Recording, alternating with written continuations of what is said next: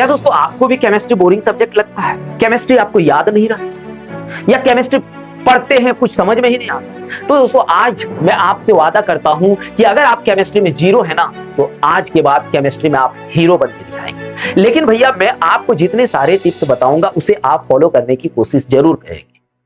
समझिए बात दोस्तों, उसके बाद आपको केमिस्ट्री इजी तो लगेगा ही, साथ में केमिस्ट्री फास्ट हो जाएगा, केमिस्ट्री फास्ट पढ़ना शुरू कर दोगे, और साथ साथ में दोस्तों केमिस्ट्री आपका इंटरेस्टिंग सब्जेक्ट बन जाएगा।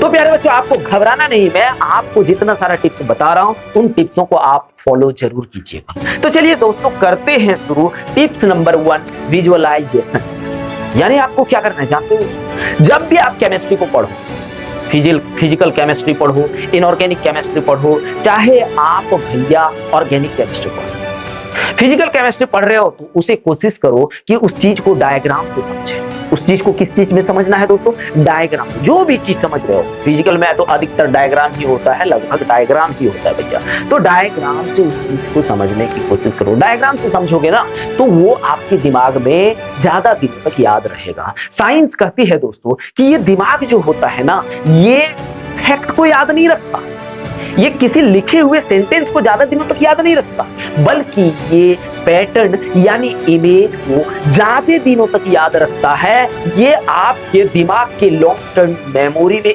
स्टेबल हो जाता है, फिर वो आपको भैया ज्यादा दिनों तक याद रखता है। और जब आपको कोई चीज याद रहना शुरू हो जाता है ना दोस्त, तो दिमाग को भी लगता है कि ये सब्जेक्ट मेरे लिए अच्छा है। उस टाइम जब आप उस चीज को पढ़ने लगते हो ना, तो आपके माइंड भी उसी टाइप का हार्मोन यानी डोपामिन हार्मोन रिलीज करना शुरू कर देता है, फिर वो चीज आपको पढ़ने में मजा आने लगता है। कोशिश करो।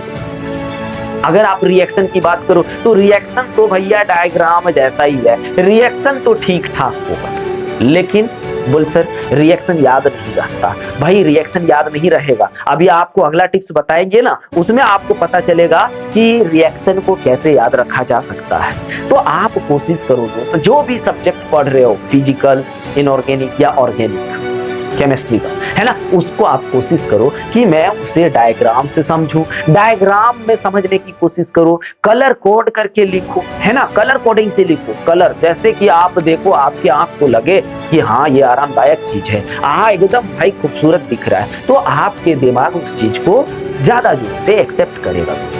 मैं उम्मीद करता हूं कि आप शुरुआत ऐसे ही करेंगे।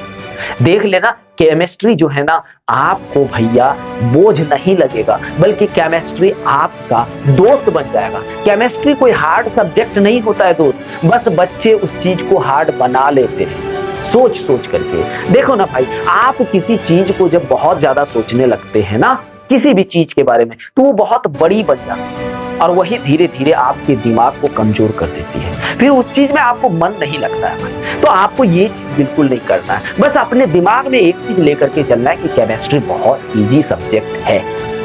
और अब हम लोग बात करते हैं टिप्स नंबर 2 की, चंकिंग मेथड। इसमें क्या करना है देखो, जैसे आप कोई टॉपिक्स पढ़ रहे हो, ठीक है, केमिस्ट्री, जब आप उस टॉपिक्स को पढ़ो, टॉपिक्स देख रहे हो कि भाई बड़ा है, जैसे कोलराउस लॉ, ठीक है, या केमिकल बॉन्डिंग पर, तो आप कोशिश करो उन सब चीजों को छोटे छोटे पार्ट में बांटने का।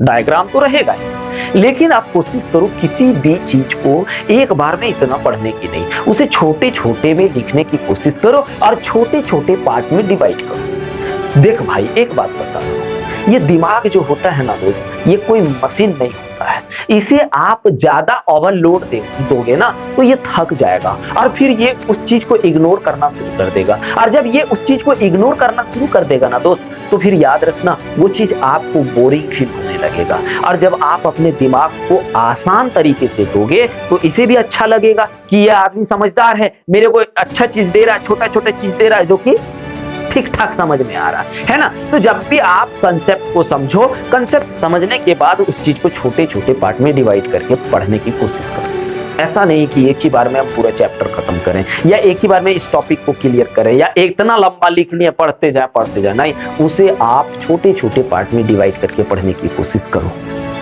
जैसे कि आप देख लीजिए, पीरियोडिक टेबल की बात करेंगे। अगर पीरियोडिक टेबल की बात करें तो उसमें हम लोगों का टोटल 118 तत्व है। कितना? 118। अगर आप 118 तत्व को एक बार में ही याद करने की कोशिश करोगे तो कभी याद नहीं होगा, बल्कि हम उसे कैसे याद करते हैं, उसे ब्लॉक में बांट के याद करते हैं, जैसे S block, P block, D block और एफ ब्लॉक। लेकिन उसमें से भी हम लोग क्या करते हैं, ग्रुप वाइज बांट देते हैं। जैसे ग्रुप नंबर 1 को कैसे याद कर लेते हैं, हेलिना को रब से फरियाद। देखो, हेलिना को रब से फरियाद, तो हम लोग उसको भी क्या करते हैं, निमोनिक में याद करते हैं, छोटे छोटे पार्ट्स में डिवाइड करके याद करते हैं। तो वो चीज हमें कितना अच्छा से समझ में आता है। तो यही कहना चाहता हूं दोस्त कि अपने दिमाग को कोई भी चीज बोझ जैसा मत दो, उसे इंटरेस्टिंग बना करके दो। देख लेना केमिस्ट्री आपको ऐसे ऐसे ऐसे करके लगेगा कि भाई ये तो केमिस्ट्री चुटकियों का खेल है, खत्म। और तीसरी जो बात मैं कहने जा रहा हूं दोस्तों, वो है एक्टिव रिकॉल। एक्टिव रिकॉल, जब भी आप केमिस्ट्री को पढ़ो, जब भी, केमिस्ट्री रटने वाला चीज नहीं है दोस्त कि आप रट लोगे, आज रट लोगे तो आपको याद रह जाएगा। नहीं, केमिस्ट्री रटने वाला सब्जेक्ट है ही नहीं। अगर आप केमिस्ट्री को रट रहे हो तो आप समझो मूर्ख हो, क्योंकि केमिस्ट्री रटोगे कैसे, रटने वाला चीज तो है ही। केमिस्ट्री दोस्त समझने वाला चीज है। तो आप जब भी केमिस्ट्री के कंसेप्ट को समझोगे, समझने के बाद अच्छा से समझोगे, समझने के बाद आप कोशिश करो कि आप किसी दोस्त को एक्सप्लेन करके उसी चीज को समझाने की कोशिश करो। जब आप उस चीज को समझाने की कोशिश करोगे ना, तो आपके दिमाग में क्या होता है जानते हो, न्यूरो का कनेक्शन बनने लगता है। और जब कनेक्शन बनेगा भैया, तो फिर आपको बड़ी अच्छा से समझ में आएगा और वो लंबे समय तक याद रहेगा। समझे? और एक बात बता रहा हूं, एक्टिव रिकॉल तो यूज करना ही है। जब भी पढ़ो दूसरों को समझाओ, जब भी पढ़ो दूसरों को समझाओ, ठीक है? तीसरी बात। और चौथी बात दोस्तों, रिवीजन मांगता है, रटा रटी नहीं चलेगा, इसमें रिवाइज करते रहना है। जितना रिवाइज करते रहोगे आपको समझ में आते जाएगा और वो चीज आपके दिमाग में घुसते जाएगा। क्योंकि केमिस्ट्री ऐसे भी डायग्राम वाला चीज है। ये भाई आपको एक बार समझ में आ जाने के बाद ना, एक दो बार रिवाइज कर दोगे ना, तो आपके दिमाग उस डायग्राम को एक्सेप्ट कर लेगा और आपके दिमाग के लॉन्ग टर्म मेमोरी में जाके धंसा देगा। बेटा तू यही रहा, तेरे को कहीं नहीं जाना है। ये बात रिवीजन भैया पक्का। अगर आप 11th में पढ़ रहे, 12th में पढ़ रहे, तो भैया अगर 12th में पढ़ रहे तो 11th जरूरी है पढ़ना, ठीक है? अगर 11th आप नहीं पढ़े तो केमिस्ट्री भूल जाओ कि आपको 12th समझ में आएगा। 11th तो पढ़ना पड़ता है। 11th अगर ठीक ठाक से पढ़े तो 12th कुछ नहीं है आपके लिए। फिर जाके आप ग्रेजुएशन करेंगे ना, वहां भी आपको केमिस्ट्री कुछ नहीं उखाड़ सकता। इसलिए 11th मस्ट है, मस्ट। समझे क्या?